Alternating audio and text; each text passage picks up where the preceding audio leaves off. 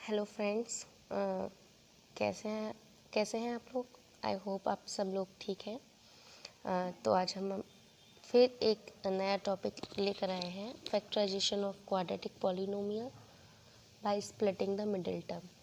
जो splitting the middle term है बहुत ही इम्पोर्टेंट टॉपिक है क्लास 9th 10th और 8th, और इससे आगे चलता ही रहता है 11th 12th। ठीक है, स्टार्टिंग हो जाती है 8th क्लास से। तो स्प्लिटिंग द मिडिल टर्म हम लगाते किस में? स्प्लिटिंग द मिडिल टर्म से हम क्वाड्रेटिक इक्वेशन को या क्वाड्रेटिक पॉलिनोमियल को सॉल्व करते हैं। ठीक है, सबसे पहले हम जान लेते हैं कि क्वाड्रेटिक पॉलिनोमियल होता क्या है।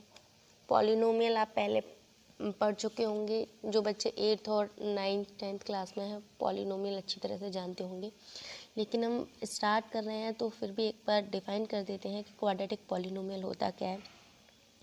सबसे पहली बात होती है कि पॉलिनोमियल क्या होता है। पॉलिनोमियल होता है एक अलजेब्रिक एक्सप्रेशन दे रखा है जिसमें वेरिएबल की पावर होल नंबर हो। वेरिएबल की अगर पावर होल नंबर है तो वो पॉलिनोमियल है।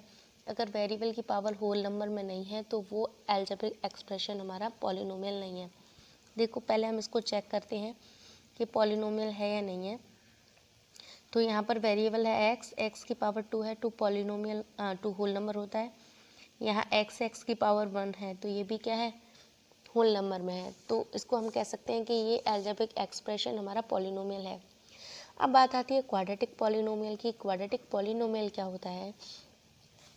किसी अलजेब्रिक एक्सप्रेशन, एक अलजेब्रिक एक्सप्रेशन है तो इसमें जो वेरिएबल है उसकी हाईएस्ट पावर क्या है, 2। डिग्री आप लोग जानते हैं, डिग्री कहते हैं हम हाईएस्ट पावर को, या तो डिग्री 2 कह दें या फिर हम कह दें पूरी ये पॉलिनोमियल है, इसमें वेरिएबल की हाईएस्ट पावर क्या होनी चाहिए, 2। देखो, इसकी पावर क्या है 1 तो, और इसकी पावर क्या है 2। तो जब हाईएस्ट पावर 2 आ रही है तो हम इसको कह सकते हैं क्वाड्रेटिक पॉलिनोमियल। अगर हम इसकी जगह 0 पीछे और लगा दें तो ये बन गया हमारा क्वाड्रेटिक इक्वेशन। अब हम इसको सॉल्व कैसे करते हैं? तो सॉल्व करते हैं, देखो जो क्वाड्रेटिक इक्वेशन होती है उसकी स्टैंडर्ड फॉर्म होती है ax² plus bx plus c is equal to 0। x² का कोफिशिएंट हो गया a, x का कोफिशिएंट हो गया b, और यहाँ पर कोई भी वेरिएबल नहीं है इसलिए c को कह देते हैं हम कांस्टेंट। ठीक है, a b c कुछ भी हो सकते हैं रियल नंबर्स, तो जिसके साथ में कोई वेरिएबल नहीं होता उसको कह देते हैं हम कांस्टेंट। अब हम स्प्लिटिंग द मिडिल टर्म लगाते कैसे हैं? तो सबसे पहले हमें जो x² के साथ में कोफिशिएंट होता है उसका मल्टीप्लाई करना होता है कांस्टेंट के साथ में, यानी c के साथ में। तो a का मल्टीप्लाई c के साथ में। ठीक है, तो हमारी इक्वेशन क्या है? हमारी इक्वेशन है 3x² माइनस 10x प्लस 8। ठीक है, तो x² का कोफिशिएंट क्या है 3, तो 3 का मल्टीप्लाई करना है हमें 8 में। तो हमने अपने साइड में मल्टीप्लाई करके रख लिया, 3 × 8 इज इक्वल टू 24। ठीक है, अब एक बात और है, कांस्टेंट यहाँ देखते हैं, जो x का कोफिशिएंट है और कांस्टेंट के बीच में साइन कौन सा है।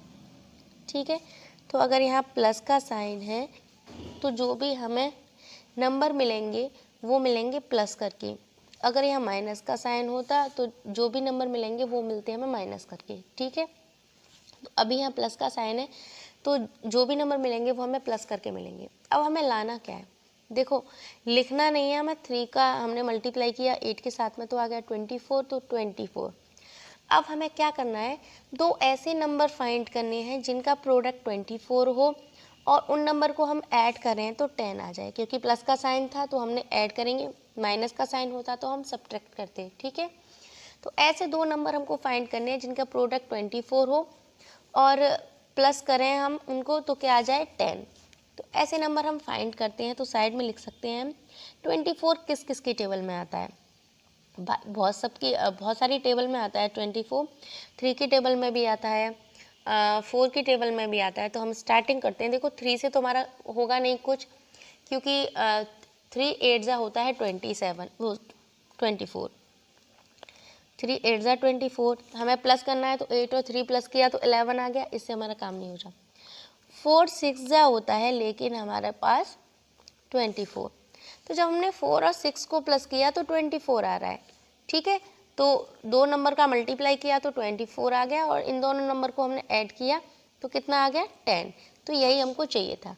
तो हम लिखते हैं, जो लिख रहा है उसको एज इट इज़ लिखेंगे, माइनस है तो माइनस, और इसकी जगह क्या लिखेंगे, यानी इस 10 को हम क्या लिख सकते हैं 4 + 6। तो इसको हमने लिख दिया 4 + 6 x + 8। ठीक है, अब इधर से तो माइनस का मल्टीप्लाई कर दो, इधर से x का मल्टीप्लाई, तो 3x² -4 और इधर से x, माइनस का मल्टीप्लाई प्लस में किया तो -6x + 8। ठीक है, अब इन दोनों टर्म में से क्या चीज़ कॉमन आ सकती है, इसके पास x है उसके पास भी x है, तो यहाँ से हमने x कॉमन ले लिया तो ये बचा 3x - 4। ठीक है, अब यहाँ से क्या चीज़ कॉमन आ सकती है, यहाँ से इसके पास तो x है लेकिन इसके पास x नहीं है। ठीक है, तो अब हम देखेंगे कि ऐसे नंबर हमको यहाँ से लेना है जो इसकी टेबल में भी आता हो और इसकी टेबल में भी आता हो। तो क्या करेंगे हम, यहाँ से 2 की टेबल में 6 भी आता है और 2 की टेबल में 8 भी आता है, और माइनस का साइन कॉमन लेंगे।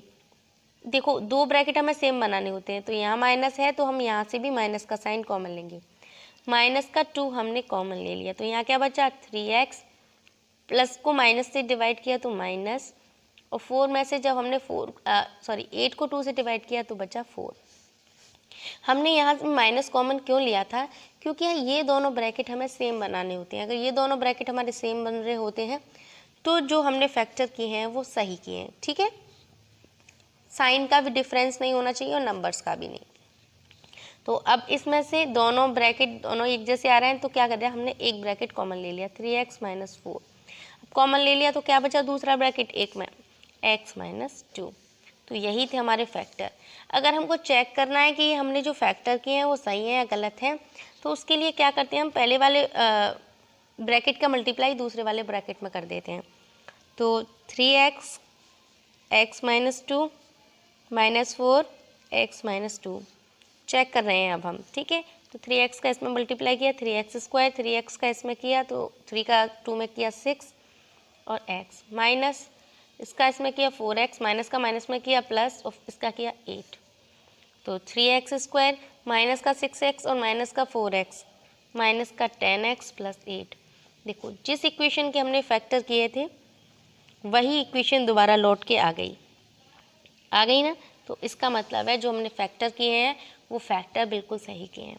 ठीक है, अगर दोस्तों आपको मेरी वीडियो पसंद आई है तो लाइक करें, शेयर करें और कमेंट करें, और जो पहली बार मेरी चैनल को देख रहा है, वीडियो को देख रहा है, तो वो प्लीज़ चैनल को सब्सक्राइब कर लें और बेल आइकन को प्रेस कर लें ताकि जो भी वीडियो आपको भेजी जाए उसका नोटिफिकेशन आपके पास पहुंच जाए।